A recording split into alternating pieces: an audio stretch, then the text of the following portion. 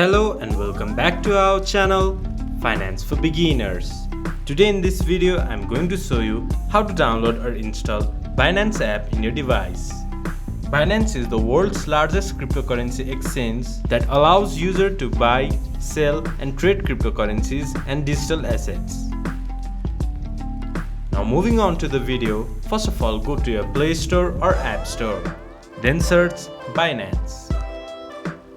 There you can see Binance. Tap on it, then press install.